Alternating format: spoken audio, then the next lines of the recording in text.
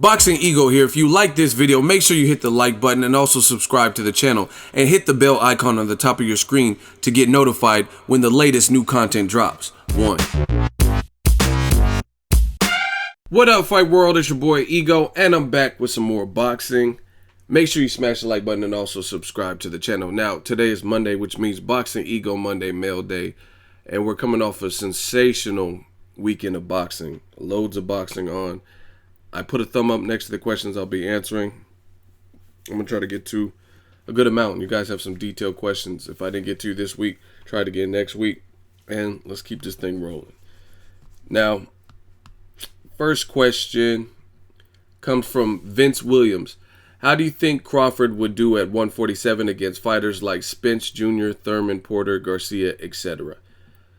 Now, I'm not going to go one by one and talk about it for the sake of time to talk about each person you named. But bottom line, to me, the skill set, the frame, the ability, I think Crawford, his technique, the way he throws his punches, I think he'll have some power. I don't know exactly how much power, but I think his power will carry up. You don't know how much he's cutting and stuff to make 140. I know he was probably killing himself towards the later part of lightweight to make 135. So he has a shot against any of those dudes. He already beat Danny Garcia in the amateurs, and he's very technical. And to me, he's a complete fighter. He shows you different looks. And we've seen guys like Floyd Mayweather even, who they don't even have to beat. And Floyd started way lighter, right? And he moved 5 divisions up. Pacquiao moved 8 divisions up. And they were able to fight bigger guys who maybe even naturally stronger than them because they didn't move up 5 or 8 divisions. And Pacquiao and Mayweather were able to beat some of those guys. Well, actually, Mayweather's been able to beat all of them. And that's just a tribute to skill. So skills pay the bills. And Crawford is like a young Mayweather in some regards. He keeps his defense tight. He's a thinker. He's a complete fighter. So, to me, he has a shot against anybody at 47. Next question is from Big Narstick. More of a statement than a question. If Canelo beats Triple G, he will not pay WBC fees and the strap will become vacant, after which Charlo can fight for it. Would open up the middleweight division real wide. Yeah, definitely. I would love, if Canelo got past Triple G, I would love to see maybe a Charlo fight, the Jamal Charlo. That's a fight I wanted at 54, so I would definitely like that. Next question, Michael Perez. Ego, love the content, huge fan. Thank you. Hypothetically speaking, how do you see a fight between Pacquiao versus Porter? That's a good fight. The guys have history. I talked to Kenny Porter probably less than a month ago, and he said those were pay-per-view worthy wars, and that was back then. To me, Pacquiao he's tamer now than he once was. Still a good fighter, but the aggressiveness is not the same. You know what I'm saying? His aggressiveness is not quite what it used to be in terms of pulling the trigger and finishing guys. So I think that would be a war. Porter, I would lean towards Porter, to be honest, just because he puts an uncomfortable pressure. He showed a hell of a beard in the fight with Keith Thurman. And at this point, at this division, I think Keith Thurman is a bigger puncher. And Thurman hit him with some flush shots. And Shawn Porter kept trucking and kept coming. So it would be a war. He would have to be careful of Pacquiao straight left. And, you know what I mean, Pacquiao still got pop, even if he isn't finishing guys. So it'd be a good fight. I would pay for that. It would be a great fight, to be honest. And it'd be the first time in a while we've seen Pacquiao in there with kind of a young, hungry lion who's looked good. Because even in Shawn Porter's losses, you can't say he was getting, like, super dogged. You know what I mean? I think Mayweather beating Canelo, that was a worse loss for Canelo than any of Shawn Porter's losses, Keith Thurman or the KELL Brook. You know what I mean? Because those are still competitive. And some people even dispute. I had Thurman winning, personally. But, you know what I mean? Some people make an argument Shawn Porter should have won. So, I would love to see Pacquiao versus Porter. Next question, no more for you. What up, Ego? So, I heard a lot of people talking about how Canelo couldn't hurt Chavez during their recent fight. I personally think there were moments in there when Canelo did hurt him. But jumping up all that weight can definitely have its effects on you. Now that Canelo has some experience at 160, do you think Canelo will look a bit sharper at 160 as opposed to 164 when him and Gennady step into the ring? Absolutely. I think that's kind of why Golden Boy and Canelo planned it on their side, because they were the A side, so they controlled when they wanted the fight with Golovkin, because Golovkin's been wanting the fight, you know what I mean, at least publicly, right? So it was really kind of on the Golden Boy side when they wanted to make it. So I think that's why they took a fight like Chavez, is because that'll be a good fight to acclimate you. You know, Chavez can't make 160. So as a result, they were forced to meet at a catch weight higher than 160, 164.5 to be exact. And that gave them an excuse to fight higher than 160. Now Canelo's tapering down. So that was very smart on their behalf, because that gave Canelo an opportunity to see how he feels even higher than 160. You know what I'm saying? At 164, like basically 165. You know what I mean? And he got to see how he felt, how a training camp making the weight felt, how his speed felt, how his stamina felt. Now that he's dropping those extra 4.5 pounds and he has one fight in the can, I think he will look sharper. Plus, what I've seen from elite level fighters, and I believe Canelo is elite, right, is the ability to put in more focus and dedication when they know they're up against, like, Canelo really doesn't want to lose this fight, because if he loses to Golovkin, then this will be almost vindication for Golovkin. Golovkin had been putting the pressure on Canelo, Abel, Tom Loeffler, right? All of 2016, he vacated his belt. So if Canelo were to lose to Golovkin, then it lends credence and makes people feel like, oh, see, this is why he gave up his belt. This is why he didn't want to fight Golovkin to begin with. And I think Team Canelo and Canelo as a person, I think he's a smart guy. I think he realizes that. So I don't think he's trying to lose this fight. You know what I mean? Not that anyone's trying to lose any fight, but especially certain fights you don't want to lose. Like Amir Khan, Kell Brook, no one would want to be the loser of that fight. Ward Kovalev too, nobody wants to be the loser, because the first fight, there's a bit of a cloud of mystery on who won and a bit of controversy from some fans. So if you lose, like if Kovalev loses again, then you're like, oh, you had your opportunity and you said you won the first fight. Now we know who won. You know what I mean? Or if Ward wins, then that gives puts doubt on the first fight. People are gonna be like, hey, see, Kovalev beat you in the second fight. We told you.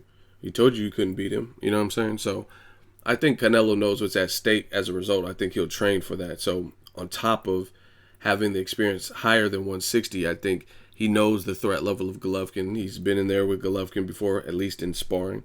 And I think he's going to take it serious. Plus the ramifications and implications for the winner versus the loser in this fight. So I definitely think Canelo will be sharp. Next question, James Lopez. Hey, Ego, love your videos, man. Always keep it 100. Definitely, I tried to. Do you think Loma versus Terence would happen soon? And if Terence is that much bigger than Loma, pause. Loma 5'7", Terence 5'8". Be a great fight. I got Loma winning future fight. Kell Brook have a better chin than ERROL Spence. Who has a better jab, ERROL or KELL? Nice video, man. Second part of your question. Kell Brook has a really good jab, but I think ERROL Spence probably does too. We might not have had to see it as much because of the level of competition he's faced. He probably didn't have to bring it out, but I really feel like most of these guys who have an amateur pedigree, made the Olympic team, they can probably do more than what they may have shown. You know what I mean? Gervonta Tank Davis, for example, he's not an Olympian per se, but he had 200 plus amateurs, and as a result, I'm seeing different shades of what he can do that I didn't really see in his first 15 fights, to be honest. Like, the thing that's impressed me with Tank Davis's last 2 fights is his level of composure. I always thought he would just kind of go for the throat, go for the jugular, and he couldn't control it, you know what I'm saying? Which could get you in trouble with an elite level fighter like a Lomachenko or something. But he's showing he can box and he can be aggressive and then ramp it up when he wants, and he can be composed. The first 2 rounds with Liam Walsh, he was very composed. He had a very crispy jab, just, you know what I mean? He was working behind the jab. So that impressed me with Tank Davis. And I think there's a lot of guys that will impress people as their competition elevates and stuff. They show you that amateur training. And I think ERROL Spence, I mean, off the top of my head, I would say Kell Brook has a better jab because I've seen it more. But I'm sure ERROL Spence probably has one. He just hasn't had to show it to to get done with and dispatch the people he's fought. Loma versus Terence Crawford. I definitely don't have Lomachenko beating Terence Crawford at 140. And size matters. Lomachenko's a hell of a fighter, but like Terence Crawford said, he too little. He's too small. And you're basing it off of height. That doesn't really matter because Lomachenko's 5'7" and Crawford is 5'8". First of all, a lot of those heights aren't verbatim. They're like, you know what I mean? Like Floyd Mayweather's listed at like 5'9", but I've been right next to him and he don't look 5'9" to me. You know what I mean? Same thing with Canelo. He's listed at 5'9", and I've been next to him. He don't look 5'9" to me. You know what I'm saying? And I'm pretty good with the eye test. And in addition to that, I've been around, how do you say it? When you've been around other fighters, then you can kind of tell. You know what I mean? That's almost it's like a tape measure. Like I've been next to Errol Spence Jr. and seen how tall he was. I've been next to Andre Fonfara. So, you know what I mean? You can kind of tell who's really what height that they're listed at. Like Andre Fonfara, he's really the height he's listed at. You know what I'm saying? But some guys, their tail of the tape or their box rec will show something and they're really not. So I really don't know. I've never met Lomachenko, never covered his fight, so I don't know. But he doesn't look like he's actually 5'7". You know what I mean? And Crawford looks to be like 5'8.5", I would say. You know what I mean? Because I seen him next to Mayweather, and he was actually a bit taller than Mayweather. And I think Mayweather's a good 5'8". But anyway, it's not just about height. There's guys like Jeffrey Matabula was fighting at 122, I think it was, and he was almost 6 feet tall. So height doesn't really matter. You know what I mean? There's guys that, like Paul Williams, he like 6-footer. Diego Corrales, like 6-footer, but they're in light divisions. They couldn't move up to cruiserweight or heavyweight, you know what I mean? Because they wouldn't be big enough and strong enough to keep off those bigger guys. So height doesn't really matter as much. And when we're talking about size, it's not just the height. Terence Crawford, from what I've seen, it looks like he rehydrates more too. You know what I mean? He was 157, I believe, versus Felix Diaz, and Felix Diaz came in like 161. I never recall a time where Lomachenko was pushing almost 160. So it's not just the frame. And then also longer arms. This is just off the top of the head, but I would say Terence Crawford has the longer arms, and he could switch to southpaw. That would be an ugly fight. I think Lomachenko would be in for a rude awakening, to be honest. Next question, Ali Diego 619. I know Crawford is a 140-pound fighter, but I think he beats Thurman because of his versatility. The only question most of us got is, can Crawford take a punch at 147? But other than that, I think Crawford's versatility will help him beat a great fighter like Thurman. Your thoughts? That's a good fight. I mean, I would love to see it. Thurman definitely can crack. He has power. But when you're in there, this is the thing that some of these even bigger guys may have with Crawford is Crawford, he knows when to do what, and he has a good tight defense. So that's going to possess or present issue for some of the bigger guys because Crawford can move. Like, you know what I'm saying? He's a complete fighter. So sometimes being the bigger man is not the advantage when you can't catch the smaller man, and they're picking you off with shots too. You know what I mean? Keith Thurman has a lot of good in and out movement, but it's against other guys who are about equal in mass and stuff like that. Crawford has this wiry type of frame, and he shows he can fight in pocket. He can beat you on the outside, beat you on the inside. He can fight off the ropes. He has a good defense. So, like I said before, Crawford has a shot with really any of those dudes at 147. We will all want to see, obviously, can he take a punch? But I think the whole goal would be to not take a punch. You know what I mean? If that makes any sense. I mean, like you're in there with a Maidana type or one of those big punchers, then make sure you're executing properly and, you know what I mean, pulling your glove back. You know what I mean? Not just getting caught with anything silly so you don't get hit flush. And I think Crawford is smart enough to realize that. So I don't think he'd be trading and having a slugfest or something, especially early, knowing the guys are naturally bigger. You know what I mean? But that's my thought. But Crawford definitely has a shot. Next question. D Bevel the Champ. Ego, once again, keep up the good work. This channel is numero uno, 100. Thank you. Question. After watching Crawford call out Pacquiao and Thurman, I gotta be real, it's looking like Top Rank's usual tricks on fooling the fans into thinking that those two could be one of Crawford's next opponents, when in reality, they're just gonna have Crawford face Indongo. Your thoughts? Well, I mean, I definitely don't think it's gonna happen next. One, Keith Thurman is injured. Two, Pacquiao's fighting Jeff Horn, who, my name is Jeff. And Crawford's not even in the division of the people he called out. Plus, post-fight, Bob Arum was like, saying something like, I'll make the fight that I want to make on the dates I want to make the fights. Who the fuck are you? You know what I mean? He was just cussing and yelling at people.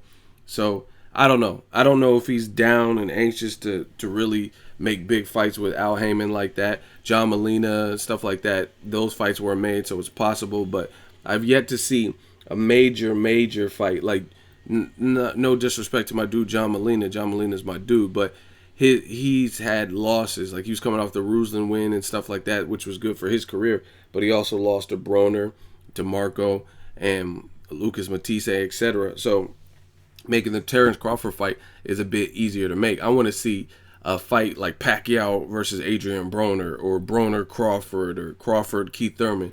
You know what I mean? A big fight where those are two undefeated fighters. Keith Thurman and Terence Crawford are with two different sides and they're both undefeated. You know what I'm saying? Or have a lot of momentum, like a Triple G versus Danny Jacobs. Show me that. Otherwise, you know what I mean? I definitely think they'll look to face someone in their division to become undisputed, like Indongo. I don't know who his promoter is, but he's probably easy to work with, and that fight's easier to make all around. So I don't think it. I think Terence Crawford just let it be known who he wants to fight or who he'd be down to fight, and just put it out there. But you know what I mean? Behind the scenes, obviously, Top Rank has to do what they think is best. Next question, Southside Boxing 601. Yo, Ego, how would you compare Danny Garcia's reign at 140 versus Terence Crawford's reign at 140? I would say they're a little bit different because their styles are different. And obviously, to me, I would say Terence Crawford's reign is better because you could argue no one can beat him. You know what I mean? He's beaten an Olympic gold medalist, and he made it look like it was easy. He beat gamey veterans like Hank Lundy. He beat Thomas Delorme, a guy who had fought at welterweight. You know what I'm saying? So it's like, it's kind of hard to deny. You know what I mean? Victor Postal, who was the number 1 and number 2 guy in the division, him and Crawford, and he was a champion who just stopped Lucas Matisse, and it looked like Danny Garcia avoided the Postal fight, paid step-aside money and stuff like that. So, I mean, it's kind of hard to deny Crawford's reign. You know what I mean? Danny Garcia, he was no slouch. He had a very good run at 140, but it didn't look like he wanted to fight Victor Postal, and arguably he lost at a catch weight to Lamont Peterson, and also the Mauricio Herrera fight, versus I would pick Crawford to beat Mauricio Herrera fairly easily. You know what I mean? And it's just different. So I would say Crawford has a supreme reign, but Garcia had a good reign. You know what I mean? I don't think if, like, let's say Crawford, if Crawford is who he is at 140 right now, and he had fought Danny Garcia in the first fight, or excuse me, Eric Morales, like Danny Garcia did, I think Crawford would destroy Morales, especially at that point. So I have to say Crawford's is better, but Danny Garcia's was good. Next question, the greatest. What's up, Ego? 2 questions. Since the Mayweather McGregor fight seems to be less of a fantasy and more of a reality at this point, what do you think the pay-per-view numbers would be? Do you think it would beat out Mayweather Pacquiao? Also, what do you think it would take for women's boxing to really get on the map, because it still lacks mainstream popularity? Women's MMA is already there to a degree. So do you think women's boxing would need a Ronda Rousey type figure, since she's really who put women's MMA on the map? As far as women's boxing, I think it's getting there slowly but surely. Like, there's Christine Hammer, there's Maricela Cornejo, there's Sinicia Estrada, you got Marlene Esparza, Clarissa Shields, you have Raquel Miller. So the names are getting better, and the interesting matchups are kind of brewing, and the girls want these fights. Like, at least that's what they're saying. Marlene Esparza said, I'll fight. I interviewed her. She said, I'll fight Sinicia, right?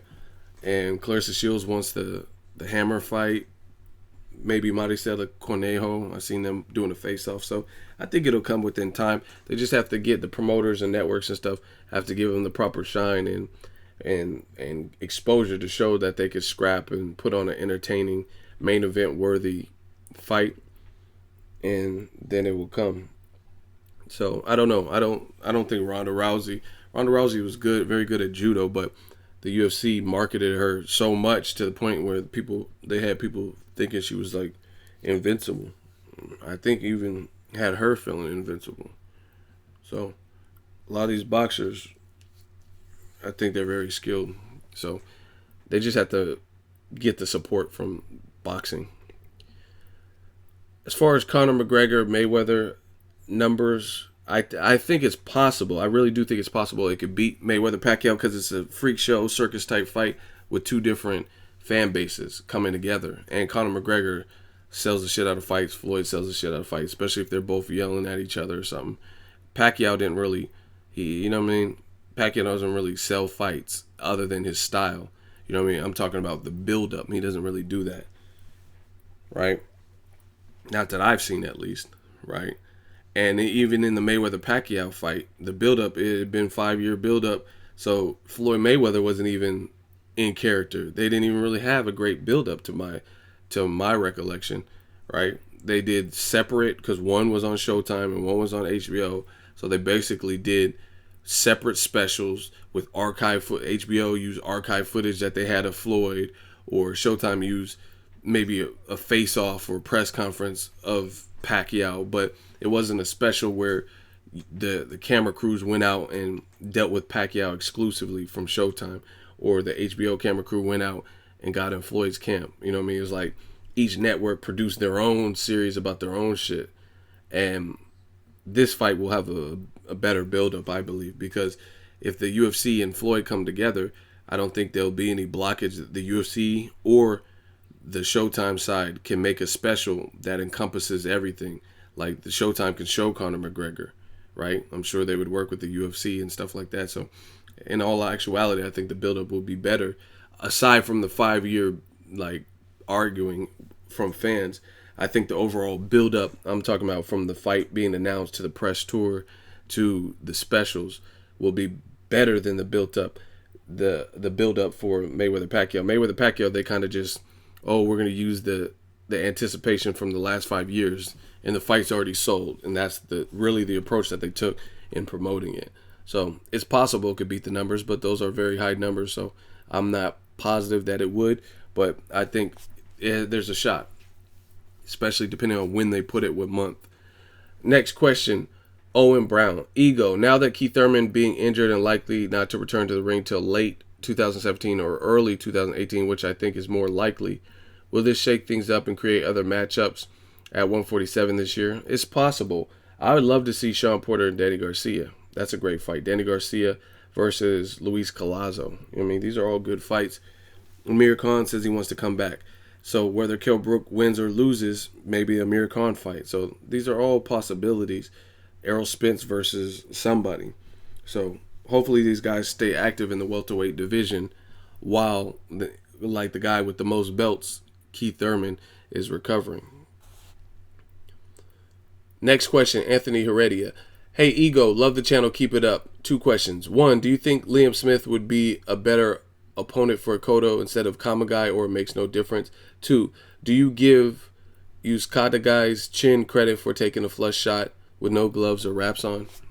Yeah, I mean, he clearly wasn't embraced for that shot. He wasn't prepared for it, and he took the whole shot flush. And he looked kind of startled, because I don't think anyone's really expecting someone to punch him in the face when he was just over there. Like, you knew he was over there, and he just clocked you.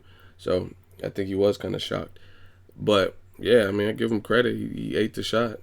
He's a super middleweight, and that guy looked pretty big. Like he had more weight on him.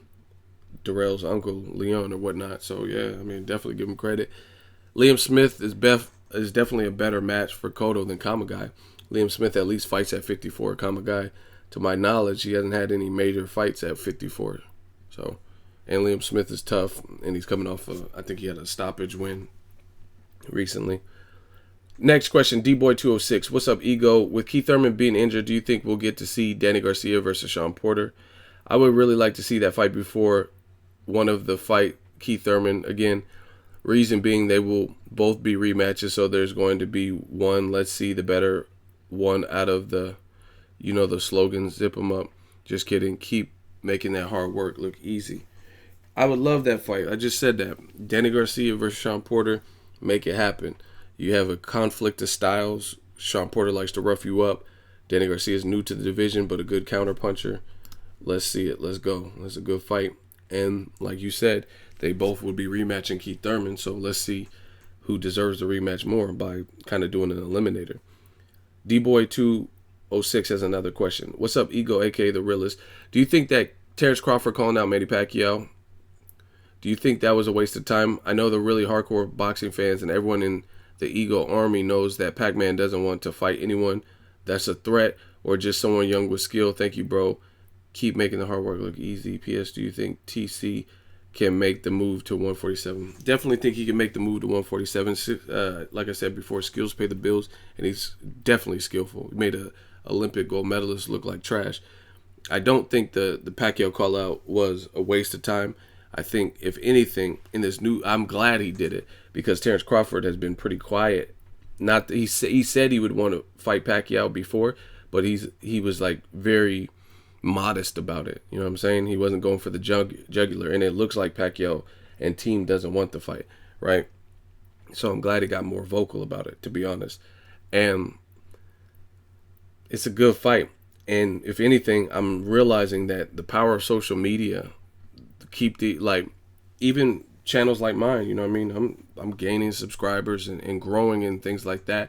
And it forces some even bigger websites and stuff to talk about some of the topics. Like if there's a need for it and it's being brought up, you can either shy away from the truth or not listen to the fans in the comment section, or you can also write an article about it, you know what I mean? And I think the Canelo versus Golovkin is a prime example of that, where the fan pressure made that fight. You know what I mean? I don't know that Golden Boy really, truly wanted to make it right then and there, you know what I mean?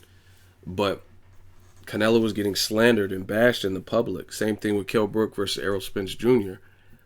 You could either move up to 54, right? And you would look like you clearly ducked Errol Spence. So the pressure is getting to the promoters, and the fans just got to unite and stand up. So Crawford is putting pressure on Pacquiao, and I like that. Next question, Enrico Shimada. Hey, Ego, I have seen and heard people say that Errol Spence doesn't move his head enough, and this could give him problems for the fight with KELL. What is your take on this? Keep up the good work. Like I said, I think most of these guys with the heavy amateur or Olympic pedigree, they could probably do more than what they've had to show. And Canelo keeps saying this too. He says it'll take the right fighter or the best opposition to show you what I fully can do. You know what I mean? And that's what it comes down to. If Errol Spence Jr., he's showing that he's a technical fighter and he's a good fighter. But, you know what I mean? Obviously, the up in his ante would be up in his competition. Because the funny thing is this, that since we're talking about Terence Crawford a lot in this video because he just had a fight, people said the same thing about Terence Crawford, right? And I'm not comparing Terence Crawford to Errol Spence. They're different styles, different people, different fighters. But they said in the Hank Lundy fight, Jean, oh, Crawford, he's getting hit too much. He's getting hit too much. And then he fought Postal, a guy who was longer, taller than him, and he used all of his advantages, and Postal couldn't touch him. Felix Diaz couldn't touch him, you know what I mean? And now people say he ran. So obviously fighters, there's certain fighters that they show you different shades depending on who they're fighting, you know what I mean? For whatever reason, Crawford really wanted to hurt Jean. Hank Lundy probably felt they couldn't hurt him, or, you know what I mean, didn't have enough for him, so he piled it on. And that leaves you more open. But he knew against a good boxer who's taller than him, like Victor Postal, he had to fight a certain type of fight, the right type of fight to soften him up, you know what I mean? And that's what he did. So I think Spence, he knows KELL Brook. I got the accuracy, you know what I mean? He knows KELL Brook's accuracy, and he has a good jab and stuff. I'm pretty sure him and his team have studied that. So I really doubt that he's not prepared for the best version of KELL Brook.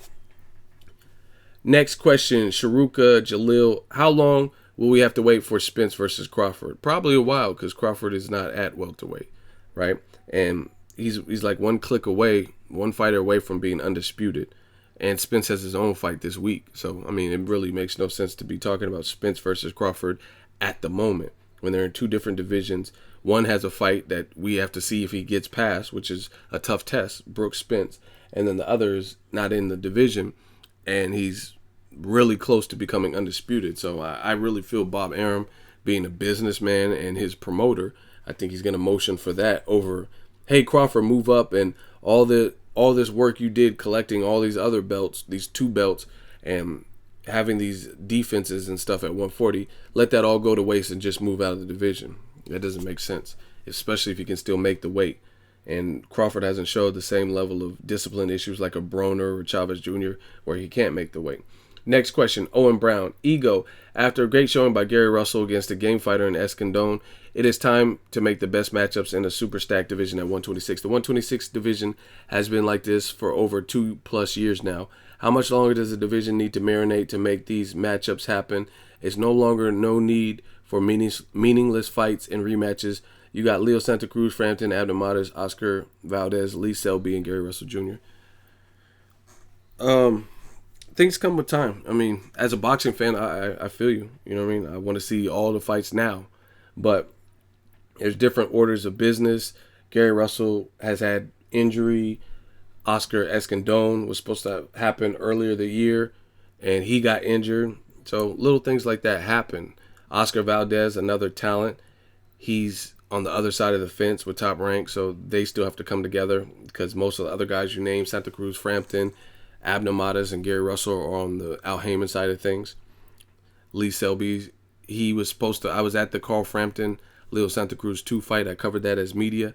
Lee Selby was there. I interviewed him. His fight got scrapped totally because his opponent couldn't pass a medical. So, you know what I mean?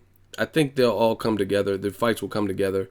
It's about timing, and they have to make sense. But Gary Russell looks sharp, like you said. That was his mandatory too, so he had to fight him at some point.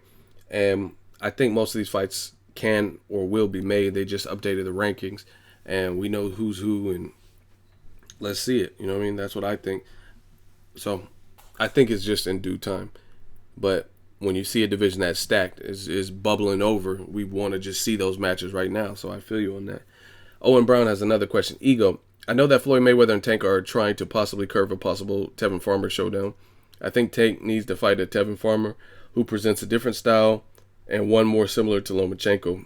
Fighting these tailor-made Mexican-style fighters will not service Tank against Lomachenko, who fights like a black fighter. Even Floyd fought the likes of Chop Chop, Corley, and Emmanuel Augustus, which gave Floyd invaluable experience, which he's admitted. Thoughts, Ego? I mean, I'm cool with both Tank and also Tevin Farmer. Shout out to them. I told you guys I want to see the fight as a fan. I just want to sit back, kick back, and watch a good fight. So it's a good fight. Tevin Farmer, he's one of those guys where he's very skillful. He's reinvented his career and things like that, but he doesn't have a belt currently, I don't think, or a major belt. So that gives people an excuse. So he might have to. I think that's what Floyd said. Go get a belt first. He might have to do that. I know fighters sometimes do these little online spats and stuff on their own and make the fights on social media, but it doesn't always come together like that, especially when you have promoters and other people in charge of kind of your career or managing your career. So me as a fan, I want to see it, of course. And I do think that that style, like if he can get past Tevin Farmer's defense and movement and counterpunching and stuff, then that'll definitely give us an indication of where he would be versus Lomachenko, because Lomachenko's actually sparred with Tevin Farmer. So all around, it's a great fight. The thing I don't agree with, you said fighting these tailor-made Mexican-style fighters. I don't think Jose Pedraza was that. He was tall. He's a boxer from Puerto Rico or whatnot. So I don't think he was tailor-made for Tank Davis' style. Liam Walsh, I didn't really know much about him. You know what I mean? I had to do a little bit of research, but I don't think Pedraza was a tailor-made style. He had title defenses against Edner Cherry. He has some power. He boxes. He was tough. So I don't think that was tailor-made, where that was a gimme fight for Tank. Next question. Motion Alex, are you doing the 7 reasons for ERROL versus KELL? Please let us know. like I told you guys, those I have no problem or shame doing any 7 reasons, because at the end of the day, it's 50-50. You know what I mean? Unless it's a Royal Rumble where we're seeing more than 2 fighters. And I don't mind being wrong, because, I mean, you guys can look at my jacket, my track record. You see how many times I've been right. So I don't mind. It's just all a matter of time, to be honest. Covering the regular news. I got other stuff that I'm working on. And that's what it comes down to. Those videos are intense. They take a lot more time to edit and put together. So that's that. Appreciate everyone for the donations and contributing. I got a Patreon coming up, and those things will help facilitate other people to do some of the other things because this is a brand. This is not just a YouTube channel anymore. You know what I mean? I'm very active on Instagram, my Facebook. I manage a website, so I'm the editor. My dude Bakari, shout out to Bakari. He writes a lot for the website and contributes heavily, but I still got to proofread and edit and add the different elements to a website page and spell checks and all that. So it's just about time. But I told you guys I'm picking Errol Spence in case I don't do the 7 reasons. Next question, Young Q. Ego, bro, love your video. My question is, what do you think of the matchup between Felix Diaz and Shawn Porter? After watching the Crawford fight, got me thinking of this matchup. Just want to hear your thoughts on this fight. By the way, keep up the good work. I mean, I will watch it. I don't really know what it does for Shawn Porter. Shawn Porter just won an eliminator and became the #1 for Keith Thurman, and he wants that rematch. I talked to him literally a couple weeks back. So that fight really doesn't do much for Shawn Porter because Felix Diaz got beat at 140. You know what I'm saying? So what does that really do for Felix Diaz? You know what I mean? If Shawn Porter beats him. So if anything, it helps Diaz more than it helps Porter. Porter's already #1 ranked. Why go up against an Olympian who just lost at a lower weight division? You know what I'm saying? It just, to me, it doesn't make sense. As far as a fight stylistically, they're both rugged, both tough, so it could be a good fight, but I just don't really think it makes sense, especially for Porter. I mean, again, I said this in my post-fight. We don't know if Felix will be the same after that. He took a beating, you know what I mean? Even though he was tough and resilient, sometimes that doesn't matter. Like Bermane Stiverne, he didn't technically get knocked down by Deontay Wilder and went the distance, but he took a lot of punishment in that fight. So you don't know. You don't know how fighters are going to bounce back. Sometimes going the distance when you're getting mopped up like Felix Diaz was, sometimes that could be even worse than losing early. Next question, Eatman888. Boxing Ego, I know Gary wants rematch with Lomachenko. You think if he can get a bout with Tank and beats him, he can get Loma's interest for the fight? On that note, you think Tank can deal with Gary Russell's freakish speed, or does he need more time to mature? That's a good fight. I never really even thought about that fight. I don't know, because Tank Davis is at 130 and Russell's at featherweight 126. So I don't know if he says it's time to move up and bully some of these bigger guys. That's what Gary Russell said. So maybe something like that could happen. But yeah, I'm pretty sure you can get someone's interest if you beat somebody that they beat and you beat them better, or you make noise, any type of noise. If Gary Russell beats Tank, he'll make a splash. You know what I mean? So that's actually a good fight. It's actually a really good fight. And yeah, I agree with you. Next question, Henry COTTO. What's good, Ego? My question, after Bud's dominant performance over Felix Diaz, the Olympic gold medalist, do you think Indongo would want a piece of Crawford? Hashtag hell nah, hashtag 78K. I don't know. I differ. I think Indongo, I think he would want it because, one, it'll probably be a career high payday. Two, it's an opportunity. These guys are fighters. You know what I mean? A lot of people see someone look good, and as a fan, you're like, man, this fighter's not going to want to fight him. But sometimes that amplifies it and makes the fight. You got to look at a fighter mentality. You know what I mean? Indongo, what does he have to lose? You know what I'm saying? If he gets his ass beat, Crawford's been beating everybody's ass. He'll get a record high payday, but he'll most importantly get the opportunity to beat someone. He'll be more on the map than Crawford will. Crawford, we already know he's good. You know what I mean? If he beats Indongo, who's a good fighter, but the casuals don't know who Indongo is. Ooh, Julius Indongos. Oh, I thought you said Orange Julius. You know what I'm saying? They don't know Julius Indongo. So to me, Indongo actually benefits more from. I mean, Crawford will benefit in the terms of being undisputed, but if Indongo pulled the upset, now he's arrived. He's on the map.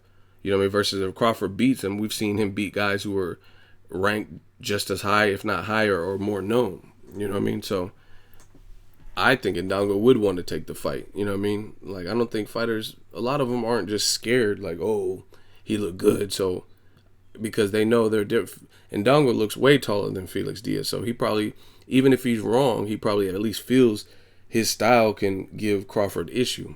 You know what I mean? I'm tough. I'm taller. I'm not Felix Diaz. You know what I'm saying? So I think Indongo would still take the fight. Plus, it gives Indongo a shot at undisputed.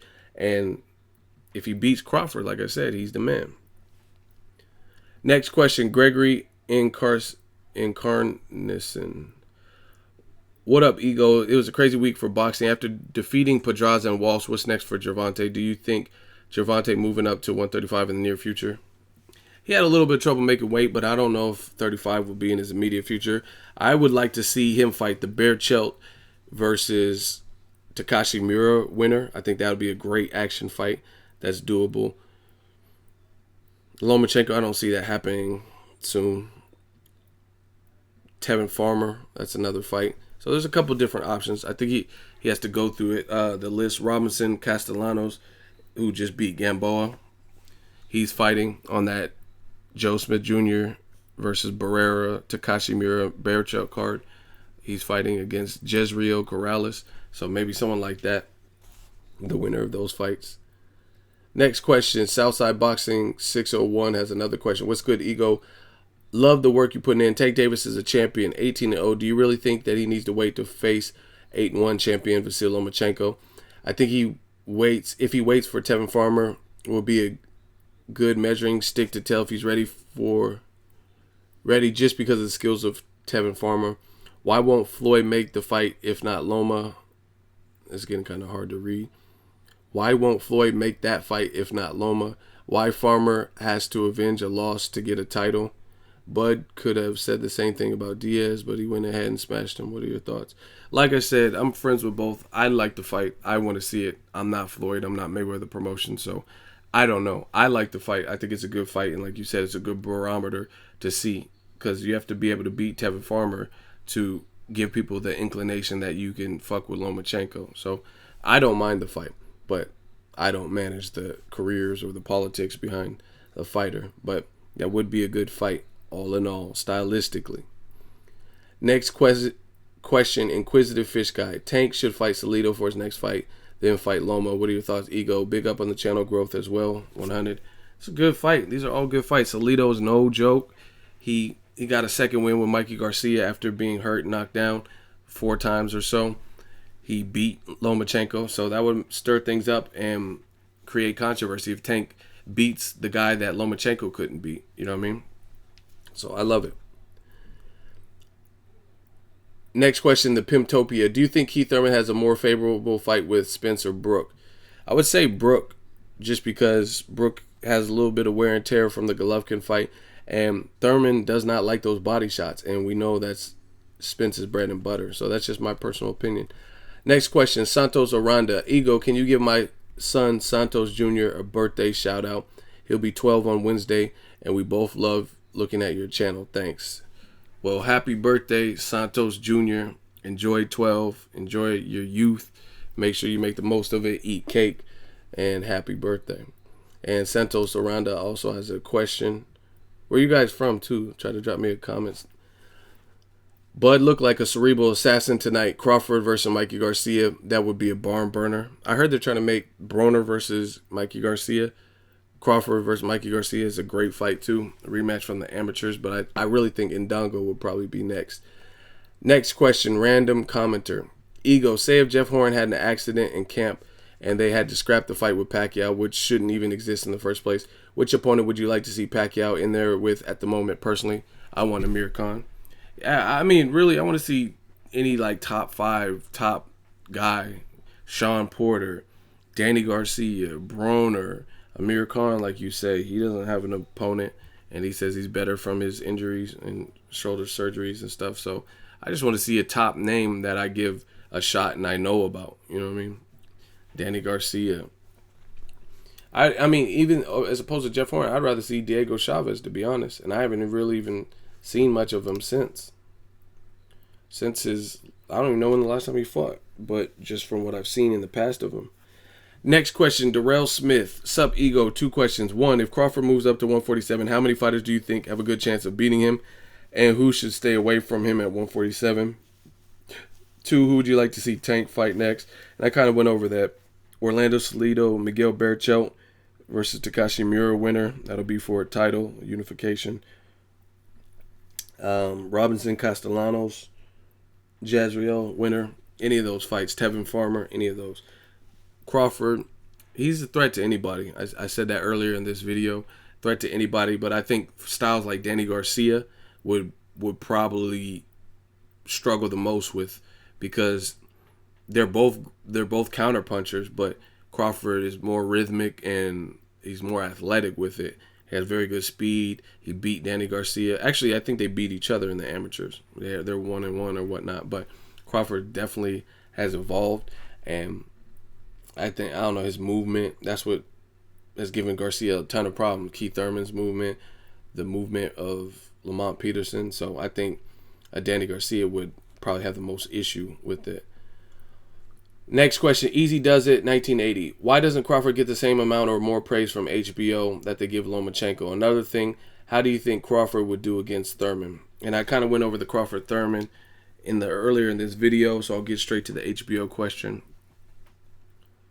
I really think, for whatever reason, I'm just going to say it straight out. I think HBO and even Top Rank, and there's a lot of promoters and networks and stuff, I don't think they feel there's money in the African American community. They think, oh, they're not going to support their fighters, or they're going to want it for free, or I think there's a lot of stereotypes and things like that when it comes to African American fighters, but they don't give it the same platform and the same chance and the same exposure, so you really wouldn't know. That would all be speculation.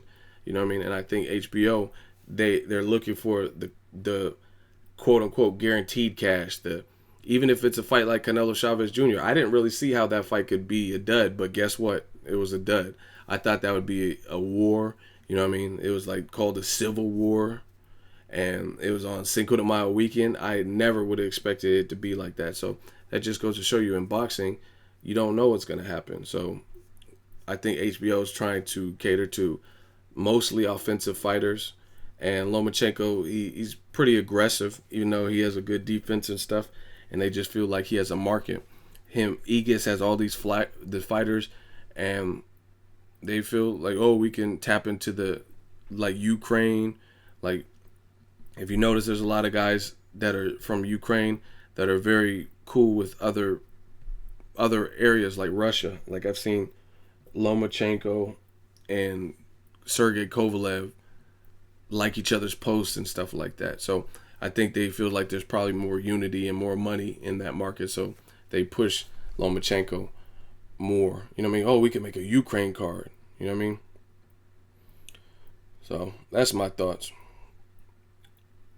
Next question, Black Chang, 1981.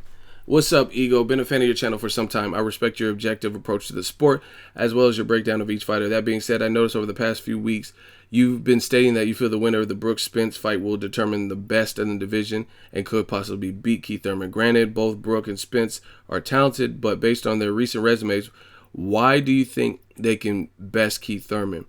For Spence, this is his step-up fight, as a caliber of previous opponent were solid at best.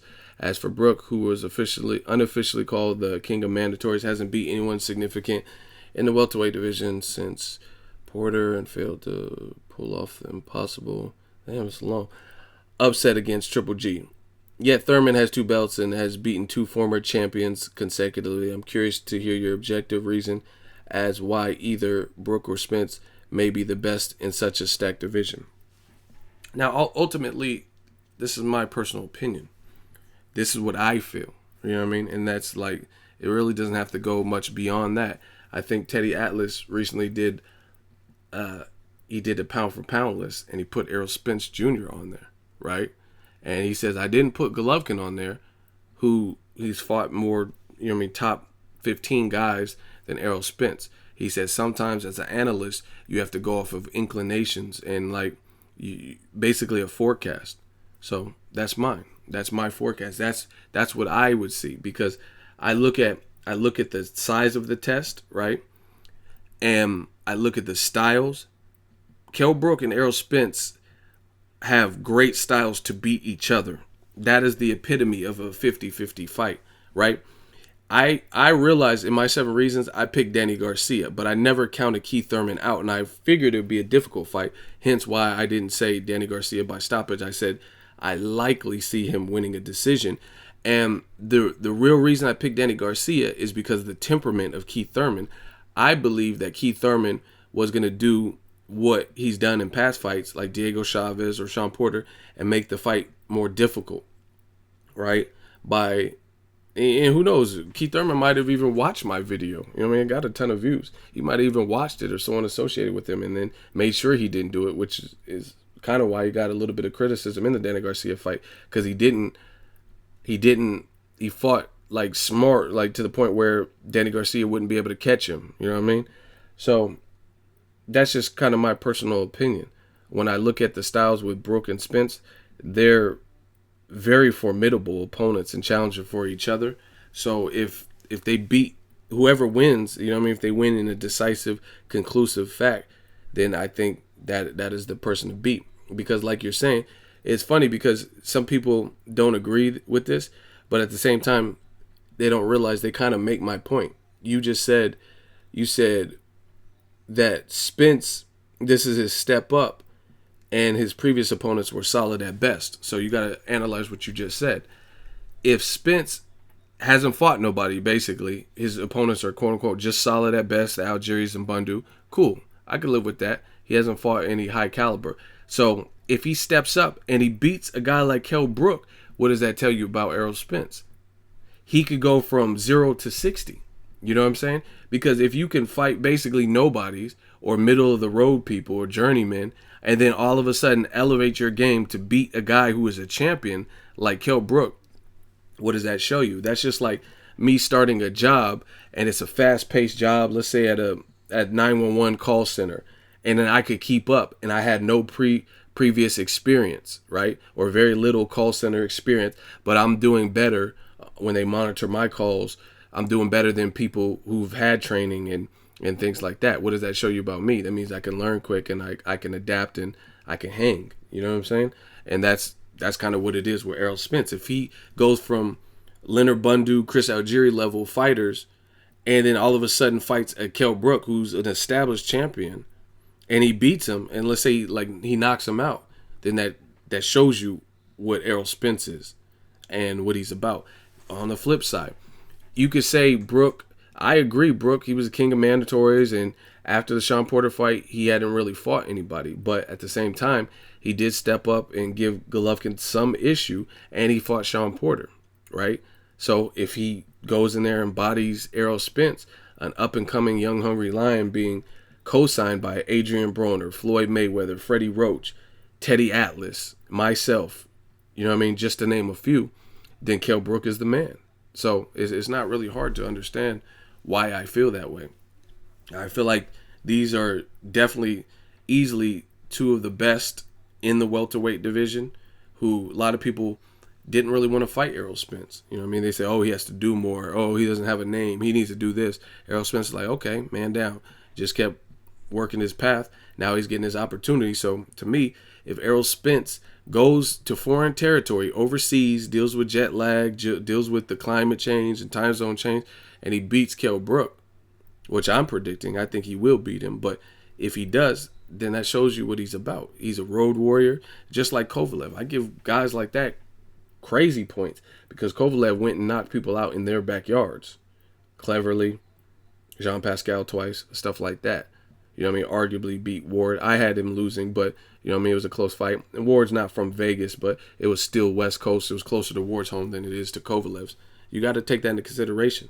Like I said, if Kell Brook bounces back from a Golovkin loss, where he did give Golovkin some issue, 2 weight divisions, never got knocked down. He got stopped, but a lot of that had to do with his eye.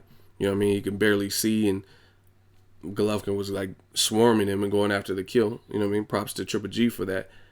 And he bounces back by beating and derailing an Olympian who's undefeated, who has smoke and a great style to counteract his. Then Kell Brook is a beast. You know what I'm saying? Because none of that matters. Kell Brook has some people on his resume with a combined, like he rematched a guy 3 times and he has like 198 losses or something ridiculous. And Errol Spence Jr.'s trainer, Derrick James, was talking about this. So again, if he can go from fighting guys like that to beating Shawn Porter, giving Golovkin some issue 2 divisions higher, and then beating Errol Spence Jr., then he's a beast. So it doesn't matter that he was fighting soft competition when he turned pro, because obviously where he's at right now, he's still able to beat guys. Same thing with Errol Spence. It doesn't really matter if he hasn't really fought any high-level names. If when he does fight a high-level names, he's ready for it, and he beats them convincingly. You know what I'm saying? So that's my personal opinion. Keith Thurman's a good fighter. He has more belts. But again, if Kell Brook or Errol Spence fought Danny Garcia, I think they probably would have beat him as well and beat him more emphatically. So again, it's kind of a forecast, and they had the opportunity. You know what I mean? Thurman had the opportunity. But I mean, I would pick Kell Brook or Errol Spence to beat Danny Garcia, who's freshly moved up to welterweight. I'm not saying Danny Garcia was gifted a belt. I really like Garcia as a fighter, but he fought Paulie Malignaggi, Robert Guerrero, and got a belt in that fight versus Guerrero, right? And who else did he fight at welterweight? Oh, Samuel Vargas or whatever. You know what I mean? Those aren't great welterweight fights. Those are like definitely introduction to welterweight division. So most of Garcia's best work came from 140, right? Most of his most impressive things. So Kell Brook, Errol Spence, that's not the same. You know what I mean? Kell Brook has at least beat Shawn Porter and stepped in with Golovkin. So again, it's kind of a prophecy, if you will, but that's why I pick it. So Keith Thurman has more belts. Respects to him for that. I just personally think whoever beats this fight, which is to me like Joshua Klitschko is like the epitome of a 50-50 fight. Whoever emerges, I think, is the man. That's my personal opinion. And the final question is from Brian Olia. Ego, best boxing channel. Thank you. Do you think Crawford should go up in weight? Why or why not? If so, what would be a great introduction opponent? I don't think he should move up. I answered this, I think, last week of Monday Mail Day. Simple reason. He is one fighter away from being an undisputed champion. That's Julius Indongo. So what would be the point of fighting Hank Lundy's and unifying with Victor Postal, showing your worth, fighting and demolishing Felix Diaz, just to throw that all away and then leave the division? You know what I mean? A lot of guys leave the division. They only have one belt or whatnot. But if you could be undisputed, why not be undisputed? You know what I mean? So it's very simple. It doesn't make sense. I think that'll build his profile. And if he can make the weight, then why, you know what I mean, why move up right now when you can be undisputed? People said Golovkin shouldn't move up to 168. I'm like, why shouldn't he move up? There's not really any great names at middleweight. Canelo didn't want to go to middleweight at the time. Jermall Charlo wasn't there, right? So why should Golovkin stay at 160 to fight? Danny Jacobs' fight couldn't happen at the time. You know what I'm saying? So people said, oh, he wants to be undisputed. So let Crawford have his opportunity to be undisputed. Introduction opponent, I'm not sure. I think he should Robert Guerrero, Amir Khan. I'm not sure. Any of those guys, Broner, I wouldn't mind any of those types of fights. And that wraps up Monday Mail Day. I try to get to a lot of questions. Let me know how you think I did this week. Make sure you hit the subscribe button if you're new. Like the video. I'll be back next week. We got Spence versus Brook. Great fight. Stay tuned to the channel, man. We got a lot. We working.